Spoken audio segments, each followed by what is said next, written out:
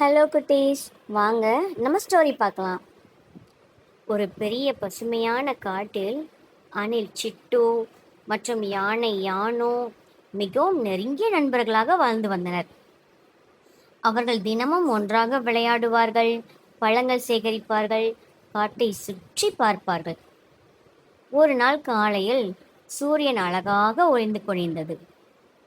யானோ, இன்று நான் காட்டிலேயே மிக உயரமான மரத்தில் ஏறப்போகிறேன் என்று உற்சாகமாக சிட்டு சொன்னது. கவனமாக இரு சிட்டு, மிகவும் உயரம் ஏறாதே என்று யானை அறிவுரை கூறுகிறது. ஆனால் சிட்டு மிகவும் தைரியமாக மரத்தின் மீது ஏறத் தொடங்கியது. ஒரு கிளையிலிருந்து இன்னொரு கிளைக்கு தாவி தாவி மேலே சென்றது. வாவ், இங்கிருந்து முழு காடும் தெரிகிறதே என்று மகிழ்ச்சியாக கத்தியது. அப்போது ஒரு பலமான காற்று வீசியது. மரம் மெதுவாக அசையத் தொடங்கியது. பரவாயில்லை என்று சிட்டு இன்னும் மேலே ஏற முயன்றது. திடீரென்று அது நின்றிருந்த கிளை முறியத் தொடங்கியது. ஐயையோ என்று கத்துவதற்குள் கிளை முறிந்து விட்டது. சிட்டு கீழே விழத் தொடங்கியது. விழும்போது சில கிளைகளில் மோதியதால் அதன் காலிலும் கைகள் ரொம்ப காயம் ஏற்பட்டது. அது தரையில் விழுந்து வலியால் அழத் தொடங்கியது. உதவுங்கள், யாராவது உதவுங்கள்! அதே நேரத்தில் அருகில் இருந்த யானோ அந்த சத்தத்தை கேட்டது.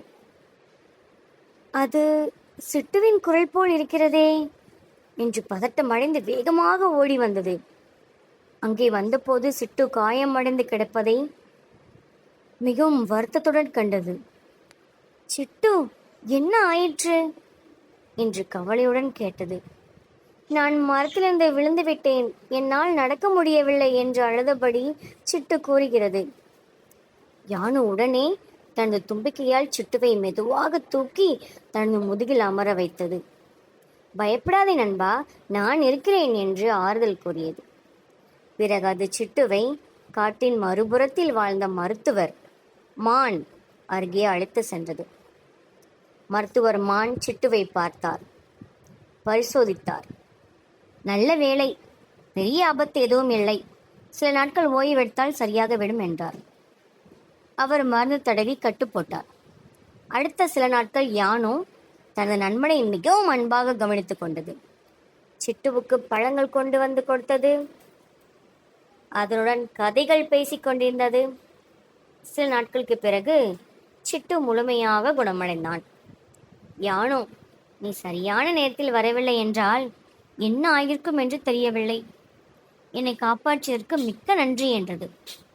யானோ சிரித்தபடி, நண்பர்களுக்கு நன்றி சொல்ல தேவையில்லை, நாம் ஒருவருக்குள் உதவுவதானே உண்மையான அன்பு. அதை கேட்ட சிட்டு மகிழ்ச்சி அடைந்தான். அன்றிருந்து சிட்டு எந்த வேளையும் அவசரப்படாமல் கவனமாக செய்ய தொடங்குவான்.